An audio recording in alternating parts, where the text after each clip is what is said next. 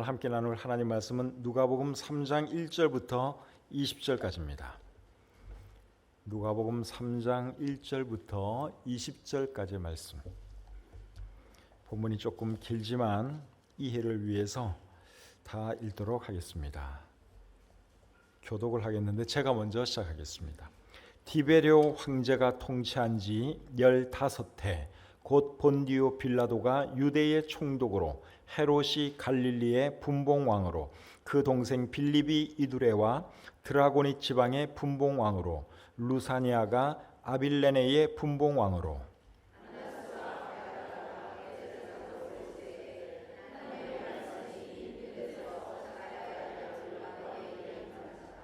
요한이 요단강 북은 각처에 와서 죄 사함을 받게 하는 회개의 침례를 전파하니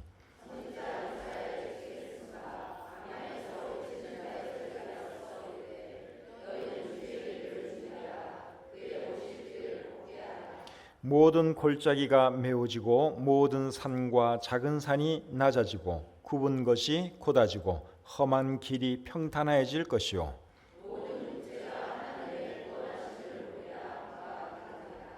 요한이 침례받으러 나오는 무리에게 이르되 독사의 자식들아 누가 너희에게 일러 장차 올 진노를 피하라 하더냐.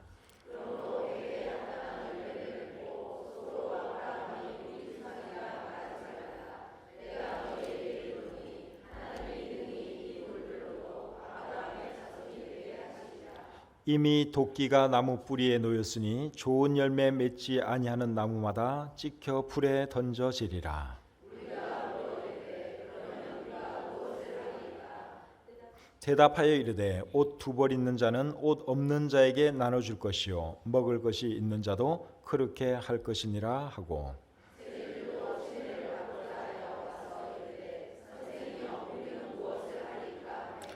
이르되 부과된 것 외에는 거두지 말라 하고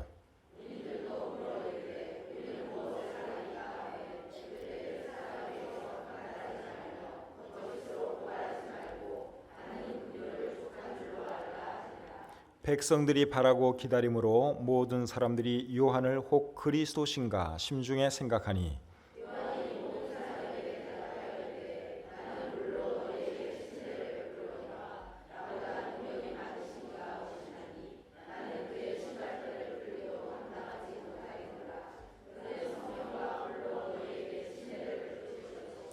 손에 키를 들고 자기의 타작마당을 정하게 하사 알곡은 모아 곳간에 들이고 쭉정이는 꺼지지 않는 불에 태우시리라.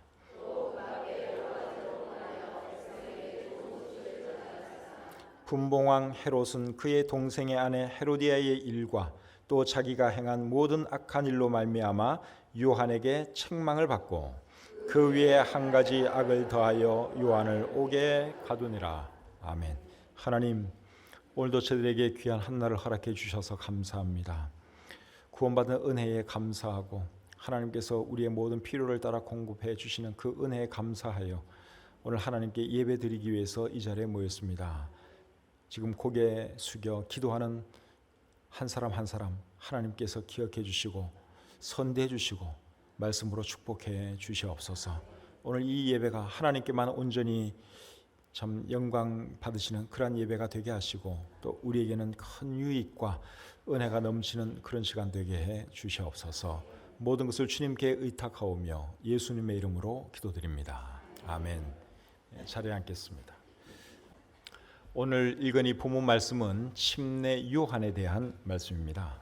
침례 요한은 언제 사역을 시작했는가 하면 1절에 보니까 디베레오 황제가 통치한 지 15째 해에 사역을 시작했다고 말씀하고 있지요. 1절, 2절 말씀을 제가 다시 한번 읽어보겠습니다. 디베레오 황제가 통치한 지 15해 곧 본디오 빌라도가 유대의 총독으로 헤롯이 갈릴리의 분봉왕으로 그 동생 빌립이 이두레와 드라고니 지방의 분봉왕으로 루사니아가 아빌레네의 분봉왕으로 안나스와 가야바가 대제사장으로 있을 때에 하나님의 말씀이 빈들에서 사가랴의 아들 요한에게 임한지라. 자, 여기 보니까 요한이 사역을 시작했을 그때가 언제인지 아주 상세하게 기록을 하고 있죠. 요한은 언제 사역을 시작했는가 하면 로마의 두 번째 황제인 디베로 황제가 통치한 지 15째 해에 사역을 시작했다고 기록하고 있습니다. 이때는 서기 25년 아니면 26년입니다.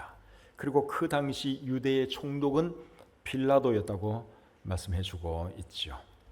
그리고 헤롯이 갈릴리의 분봉왕이었고 그 동생 빌립이 이두레와 드라고니 지방의 분봉왕이었다 하는 것도 말씀해주고 있습니다. 성경에는 여러 명의 헤롯이 나오는데 오늘 이 본문에 나오는 헤롯은 헤롯 안티파스라고 하는 사람입니다.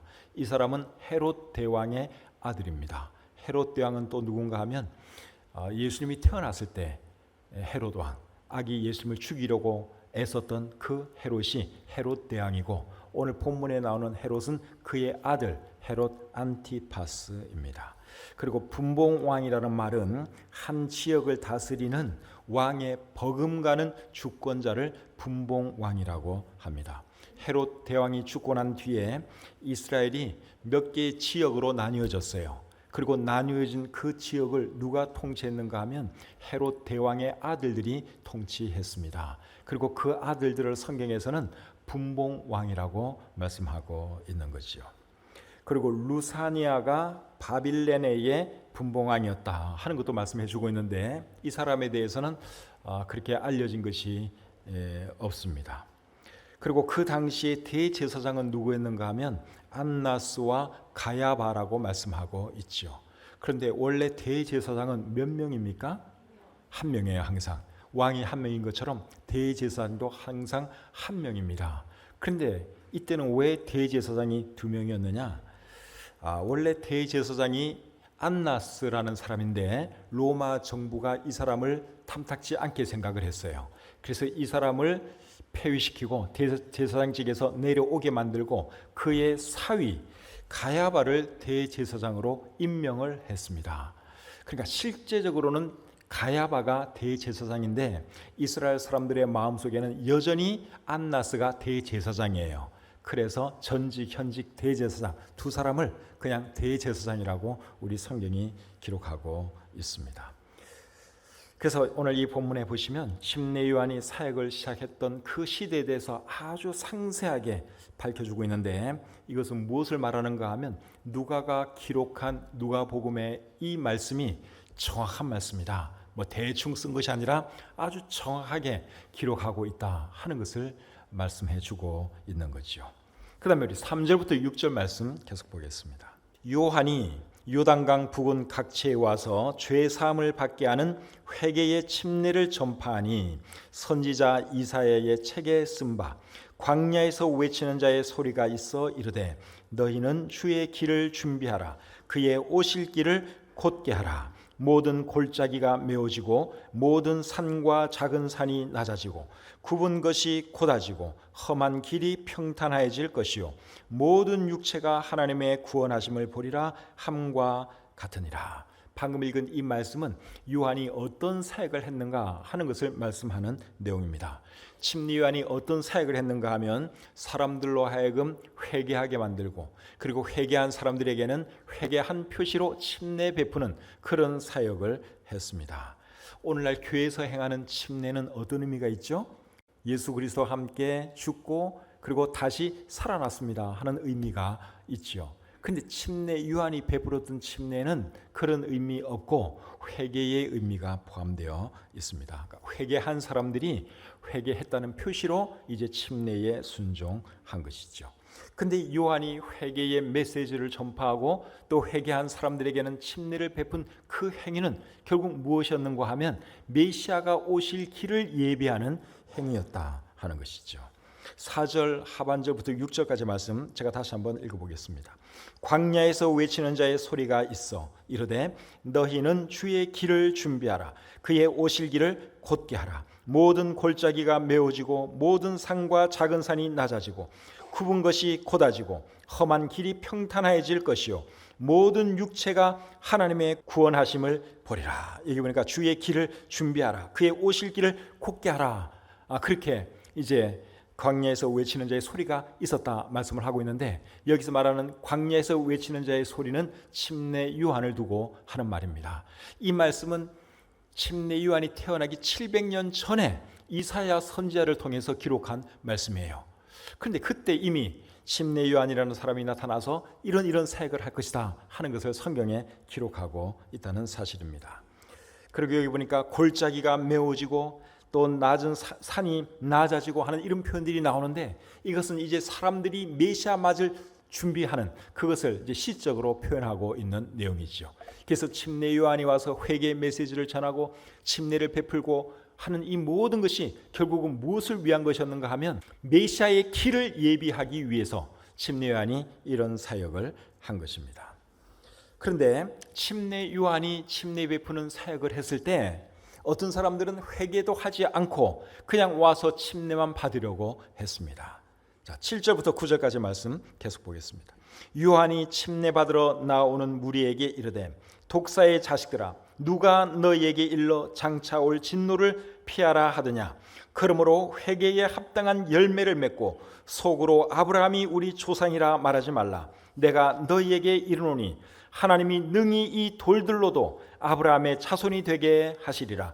이미 도끼가 나무 뿌리에 놓였으니 좋은 열매 맺지 아니하는 나무마다 찍혀 불에 던져지리라. 어떤 사람들이 침례 받으러 나왔어요. 물론 유대인들이죠. 근데 그 사람들을 향해서 침례 요한이 뭐라 그랬는가 하면 독사의 자식들아 하는 험한 말을 했습니다. 왜 침례 요한이 이런 험한 말을 했는가 하면 이 사람들은 회개도 하지 않으면서 침례만 받으려고 했기 때문에 침례 요한이 이런 험한 말을 했던 것이죠. 그러면서 뭐라 했는가 하면 회개에 합당한 열매를 맺어라, 그렇게 말을 했습니다. 여러분, 사람이 회개를 했는지 안 했는지는 뭘 보면 알 수 있습니까? 그 사람의 행실, 그 사람의 삶을 보면 알 수 있죠. 정말 회개한 사람은 행실의 변화가 일어납니다. 삶의 어떤 변화가 일어나게 됩니다. 그런데 침례 요한이 이 사람들을 보니까 유대인들이긴 한데 전혀 삶의 변화가 없어요. 그래서 독사의 자식들아, 회개에 합당한 열매를 너희가 맺어야 한다, 이렇게 책망을 한 것이죠. 그래서 회개한 사람이라면 회개에 합당한 열매가 있어야 합니다. 그것이 오늘 이 본문이 지금 강력하게 하고 있는 말씀이에요. 여러분들은 구원받고 나서 삶에 어떤 변화가 있었습니까? 나는 구원받고 나서 아무런 변화가 없었습니다. 그렇게 말하는 분이 계시다면 그 사람은 구원받지 못한 사람이에요. 정말 회개하고 예수 그리스도를 나의 주님으로 모셔 드리셨다면 어떤 열매가 있어야 합니다. 삶의 변화가 있어야 하는 것이죠. 물론 사람마다 크기는 다를 수 있어요. 침례 요한처럼 180도 놀랍게 변화되는 그런 사람도 있는가 하면 뭐 그 정도까지는 아니라도 뭔가 삶의 어떤 변화는 반드시 있어야 하는 것이죠. 그래서 우리 그리스도인들은 어떤 삶을 살아야 되느냐? 회개의 열매를 맺는 그러한 삶을 살아야 하는 것입니다. 고린도서 5장 17절에 이렇게 말하죠. 그런즉 누구든지 그리스도 안에 있으면 새로운 피조물이라. 이전 것은 지나갔으니 보라 새 것이 되었도다. 여러분, 우리들은 완전히 새로운 피조물로 변화된 사람들이에요. 그러니까 삶의 변화가 나타날 수밖에 없는 것이죠. 그래서 나의 삶에는 어떤 변화가 지금까지 있어 왔는가 한번 잘 생각해 보시고 여러분이 구원받으셨다면 정말 변화 있는 그러한 삶을 살아갈 수 있기를 바랍니다. 10절부터 14절 말씀 계속 보겠습니다. 무리가 물어 이르되 그러면 우리가 무엇을 하리까? 대답하여 이르되 옷 두 벌 있는 자는 옷 없는 자에게 나눠줄 것이요 먹을 것이 있는 자도 그렇게 할 것이니라 하고 세리들도 침례를 받고자 하여 이르되 선생이여 우리는 무엇을 하리까? 하매 이르되 부과된 것 외에는 거두지 말라 하고 군인들도 물어 이르되 우리는 무엇을 하리까? 하매 이르되 사람에게서 강탈하지 말며 거짓 고발하지 말고 받는 급료를 족한 줄로 알라 하니라. 방금 읽은 이 말씀은 회개에 합당한 열매가 어떤 것인지를 설명하는 말씀입니다. 여러분, 회개에 합당한 열매가 결국 어떤 삶입니까? 변화된 삶, 착한 삶, 선한 삶을 말하는 것이죠. 그래서 옷이 두 벌 있는 사람은 한 벌 다른 사람에게 나눠주고 먹을 것이 많은 사람은 또 굶는 사람에게 나눠주고 그렇게 선한 삶을 살아가는 것이 그것이 회개에 합당한 삶이라고 침례 요한이 여기서 말씀하고 있습니다. 그런데 여러분, 회개에 합당한 열매를 맺기 위해서 직업까지 바꿀 필요는 있을까요? 직업까지 바꿀 필요는 없겠지요. 여기에 세리도 침례받기 위해서 찾아 나오고 군인들도 침례받기 위해서 찾아 나왔어요. 그래서 세리들이 침례요한에게 물었어요. 우리는 무엇을 하면 되겠습니까? 우리도 정말 회개에 합당한 열매를 맺기 원하는데 우리는 뭘 하면 좋겠습니까? 물었더니 뭐라 그랬죠? 이제부터는 남의 것 과하게 세금 붙이지 말고 딱 부채할 만큼만 세금을 거둬서 받아들이라 그렇게 말을 해주었죠. 그 당시 대부분의 세리는 이제 많은 것을 부과해가지고 일부는 로마 정부에 바치고 일부는 자기가 착복하고 그런 식으로 살았습니다. 그런데 정말 회개했다면 이제 그래서는 안 된다 여기 말씀하고 있죠. 그리고 군인들도 그 당시에 나쁜 짓을 많이 했던 것 같습니다. 여기 나오는 군인들은 헤롯 왕의 군사들이라고 생각이 되는데 이 사람들도 자기의 지위를 이용해서 사람들 것 뺏고 또 못된 짓을 많이 한 것 같아요. 그런 사람들에게는 뭐라 그랬습니까? 너희가 받는 것, 받아야 하는 그것만 딱 받고 다른 사람들 그 뺏지 말고 나쁜 짓 하지 말고 정직하고 착하게 살아가라 그렇게 말을 했습니다. 여호와의 증인들은 군대 가는 것을 죄라고 생각을 해요. 그래서 병역 거부합니다. 군대 안 가겠다고 버티죠. 근데 여러분 성경을 잘 보시면 군대 가는 것이 죄입니까? 군대 가는 것은 죄가 아닙니다.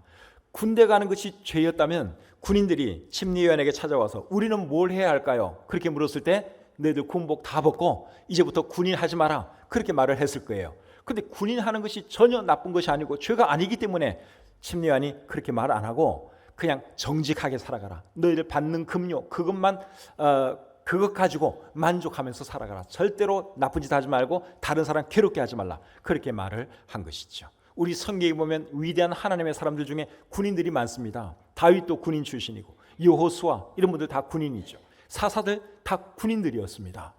나가서 전쟁하고 싸우고 죽이고 그런 일을 했죠.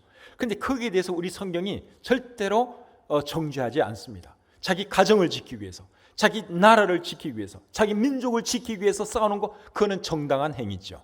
그래서 여호와의 증인들이 생각하는 것처럼 군에 가는 거 그것이 여러분 절대로 잘못된 것이 아니라고 하는 것을 여러분들은 잊지 마시기를 바랍니다. 그래서 모든 우리 대한민국 남자들은 다 군대 가는 것이 맞는데 지금 이제 여호와의 증인들도 봐주고 뭐 이래저래 이제 빠지는 사람들이 많이 있는 것 같은데 이게 별로 좋은 현상이 아니죠. 15절부터 17절 계속 보겠습니다. 15절부터 17절. 백성들이 바라고 기다림으로 모든 사람들이 요한을 혹 그리스도신가 심중에 생각하니 요한이 모든 사람에게 대답하여 이르되 나는 물론 너에게 침례를 베풀거니와 나보다 능력이 많으시니가 오시나니 나는 그의 신발끈을 풀기도 감당하지 못하겠노라. 그는 성령과 불로 너희에게 침례를 베푸실 것이요 손에 키를 들고 자기의 타작마당을 정하게 하사 알곡은 모아 곳간에 들이고 쭉정이는 꺼지지 않는 불에 태우시리라. 침례요한이 와서 열심히 설교하고 열심히 침례 베푸는 사역을 하니까 어떤 사람들은 혹시 저분이 그리스도가 아닌가? 저분이 메시아가 아닌가? 하는 생각을 했습니다. 거기에 대해서 침례요한이 뭐라고 말했는가 하면 나는 메시아가 아닙니다. 나는 메시아의 신발끈을 풀기도 감당할 수 없는 사람입니다. 나는 메시아가 아닙니다. 그렇게 말을 했죠. 그러면서 예수님에 대해서 메시아에 대해서 어떤 말을 했는가 하면 그는 성령과 불로 침례를 베푸실 것입니다 하는 말을 해줬어요. 나는 지금 여러분들에게 물로 침례를 베풀지만 메시아 그분은 여러분들에게 성령과 불로 침례를 베푸실 것입니다 하는 말을 해주었습니다. 여러분 성령으로 침례를 베푼다는 말의 의미가 뭘까요? 성령으로 침례를 베푼다 하는 이 말의 의미는 성령을 주실 것이다 하는 뜻입니다. 사도행전 1장 5절을 한번 보겠습니다. 사도행전 1장 5절 말씀. 요한은 물로 침례를 베풀었으나 너희는 몇 날이 못되어 성령으로 침례를 받으리라 하셨느니라. 예수님께서 하신 말씀인데 성령으로 침례를 받으리라 그렇게 말씀을 했죠. 여러분 성령으로 침례를 받는다 하는 이 말의 의미가 뭔가 하면 성령을 받게 될 것이다 하는 뜻입니다. 그래서 이 말씀은 사도행전 2장에서 이루어지게 되죠. 사도행전 2장을 여러분들이 읽어보시면 오순절 날에 성령이 임하면서 유대인들이 성령을 받게 됩니다. 그리고 사도행전 8장에 보시면 사마리아 사람들이 성령 받는 것이 기록되어 있고 또 사도행전 10장에는 이방 사람들이 성령 받는 것이 기록되어 있습니다. 그래서 사도행전에서는 구원받은 사람들이 성령 받는 그 시점이 구원받는 시점하고 차이가 있습니다. 그래서 구원받은 예수님의 제자들이 오순절날 성령을 받았어요. 또 사마리아 사람들은 또 조금 더 있다가 받았고, 이방 사람들 고넬료와 그의 가족들은 또 조금 더 있다가 성령을 받았어요. 그렇다면 오늘날에는 예수 믿는 사람들이 언제 성령 받는 줄 아십니까? 오늘날에는 예수님 영접하고 구원받는 그 순간에 성령을 받습니다. 성경을 잘 보시면 여러분들이 그런 것을 알 수 있습니다. 고린도전서 12장 3절을 같이 한번 보겠습니다. 고린도전서 12장 3절입니다. 자, 같이 한번 읽어볼까요? 시작. 그러므로 내가 너에게 알리노니 하나님의 영으로 말하는 자는 누구든지 예수를 저주할 자라 하지 아니하고 또 성령으로 아니하고는 누구든지 예수를 주시라 할 수 없느니라. 여기 보니까 성령으로 아니하고는 누구든지 예수를 주시라 할 수 없다 그랬습니다. 그러니까 구원받은 저와 여러분들이 예수님을 주님으로 고백하는데 그렇게 할 수 있는 그 이유가 뭐 때문이라는 거예요? 성령님이 우리에게 계시기 때문에 그것이 가능하다. 그 말씀을 여기에 하고 있죠. 그 다음에 로마서 8장 9절입니다. 로마서 8장 9절 말씀, 자, 같이 읽겠습니다. 시작. 만일 너희 속에 하나님의 영이 거하시면 너희가 육신에 있지 아니하고 영에 있나니 누구든지 그리스도의 영이 없으면 그리스도의 사람이 아니라. 그리스도의 영이 없으면 그리스도의 사람이 아니다. 즉 구원받은 사람이 아니라고 말씀을 하고 있죠. 그래서 구원받은 모든 사람들 마음속에는 누가 계신다는 것입니까? 성령이 계신다는 거죠. 그래서 사도행전 그 시절에는 구원받고 나서 한참 있다가 하나님께서 어느 날을 정해서 성령을 처음으로 이렇게 유대인들에게, 사마리아 사람들에게, 이방 사람들에게 가시적으로 보내주셨지만 오늘날에는 구원받는 그 순간에 하나님께서 성령을 선물로 주십니다. 그리고 불로 또 침례를 베푼다 하는 말씀을 하셨는데 이 말씀의 의미는 뭘까요? 불로 침례를 베푼다 하는 이 말의 의미는 불로 심판하신다, 그러한 뜻입니다. 17절 말씀을 여러분 다시 한번 보겠습니다. 본문 17절. 손에 키를 들고 자기의 타작마당을 정하게 하사 알곡은 모아 곳간에 들이고 쭉정이는 꺼지지 않는 불에 태우시리라. 예, 불에 태운다 하는 말씀을 하고 있어요. 근데 그 바로 앞에 16절 끝에 어떤 말씀이 있었는가 하면 그는 성령과 불로 너에게 침례를 베풀 것이요 하는 말씀이 있어요. 그래서 불로 침례를 베푼다 하는 이 말은 불로 심판하신다, 그러한 의미입니다. 이 말씀은 언제 이루어질까요? 예수님께서 심판하실 때, 예수님께서 이 세상 모든 사람들을 심판하실 때 이제 이 말씀이 이루어지는 것이죠. 요한계시록 20장 12절 중반절부터 제가 한번 읽어보겠습니다. 요한계시록 20장 12절 중간부터. 죽은 자들이 자기 행위를 따라 책들에 기록된 대로 심판을 받으니 바다가 그 가운데서 죽은 자들을 내주고 또 사망과 음부도 그 가운데서 죽은 자들을 내주매 각 사람이 자기의 행위대로 심판을 받고 사망과 음부도 불못에 던져지니 이것은 둘째 사망 곧 불못이라. 여기 심판하시는데 심판받은 사람들을 예수님께서 어디에 던지십니까? 불못에 던진다고 말씀하고 있죠. 바로 이런 것이 오늘 이 본문에서 말하는 불로 침례를 베푼다 하는 말씀의 의미입니다. 근데 방금 읽은 이 말씀은 이제 흰보자 심판에 관한 말씀인데 이 세상 최종 마지막 순간에 일어날 일입니다. 그렇기 때문에 이 일은 나와는 아직도 관계가 없는 일이구나 그렇게 생각할 수 있지만 그렇지 않습니다. 예수 믿지 않는 사람들은 죽자마자 여기에 준하는 그런 심판을 받게 됩니다. 누가복음 16장에 보시면 부자와 거지 나사로 이야기가 있잖아요. 그래서 부자가 예수 안 믿다가 죽어서 어디에 떨어졌습니까? 음부에 떨어졌죠. 우리가 말하는 지옥입니다. 그곳에서 고통당하는 것을 우리가 보게 됩니다. 예수는 믿지 않다가 죽으면 다 그렇게 되는 거예요. 그것이 불로 침례를 베푼다 하는 그런 의미로 우리가 이해할 수 있습니다. 그래서 누가 불로 심판을 받게 되느냐? 구원받지 못한 사람, 즉 성령으로 침례받지 못한 사람들이 결국은 불로 침례를 받게 된다, 불로 심판받게 된다 하는 것이죠.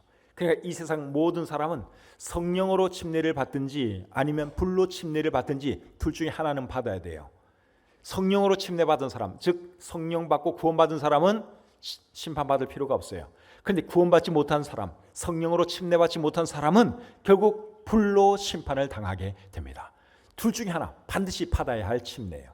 여러분 중에 아직 구원받지 못한 분 계시면 여러분도 꼭 예수님 믿고 구원받으시고 성령을 여러분의 마음에 모시고 살 수 있기를 바랍니다. 그래야지 불심판을 피할 수 있습니다. 자, 이제 마지막으로 18절부터 20절까지의 말씀입니다. 18절부터 20절까지의 말씀 같이 한번 읽어볼까요? 시작. 또 그 밖에 여러 가지로 권하여 백성에게 좋은 소식을 전하였으나 분봉왕 헤롯은 그의 동생의 아내 헤로디아의 일과 또 자기가 행한 모든 악한 일로 말미암아 요한에게 책망을 받고 그 위에 한 가지 악을 더하여 요한을 옥에 가두니라. 자, 이 말씀을 보시면 침례 요한이 또 어떤 일을 했는가 하면 좋은 소식을 전했다고 말씀하고 있습니다. 좋은 소식, 이게 복음이죠. 여러분, 무엇이 복음이겠습니까? 예수님에 대한 소식, 그것이 복음이죠. 그래서 침례 요한이 예수님을 증거했다, 복음을 전했다, 그러한 말입니다. 침례 요한이 예수님에 대해서 어떤 증거를 했는가 하면 세상 죄를 지고 가는 하나님의 어린 양이로다, 예수님을 보고 그렇게 말씀을 했습니다. 그리고 그 말을 들은 사람들이 예수님을 따르기 시작했습니다. 예수님을 따르기 시작한 사람들 중에는 침례 요한의 제자도 있었습니다. 요한복음 1장 35절부터 31절까지의 말씀 제가 읽어드리겠습니다. 또 이튿날 요한이 자기 제자 중 두 사람과 함께 섰다가 예수께서 거니심을 보고 말하되 보라, 하나님의 어린 양이로다. 두 제자가 그의 말을 듣고 예수를 따르거늘. 침례 요한의 두 제자가 예수님을 따르기 시작했다고 말씀하고 있어요. 이 두 사람 중에 한 사람이 누군 줄 아십니까? 베드로의 형제 안드레입니다. 안드레도 원래는 침례 요한의 제자였어요. 그런데 스승이 이제부터는 나 따르지 말고 저분을 너희가 따라야 한다. 그래서 안드레가 예수님의 제자가 된 거예요. 침례 요한이 정말 훌륭한 분 아닙니까? 그러니까 자기는 예수님이 메시아라는 거 그것만 알려주고 이제 역사의 무대에서 사라지는 거예요. 그게 침례 요한의 역할이에요. 근데 그 역할을 너무너무 잘 감당했죠. 그리고 또 침례 요한이 어떤 일을 했는가 하면 사람들의 잘못을 책망하는 일을 했습니다. 특별히 누구의 잘못을 책망했는가 하면 분봉왕 헤롯의 잘못을 책망했습니다.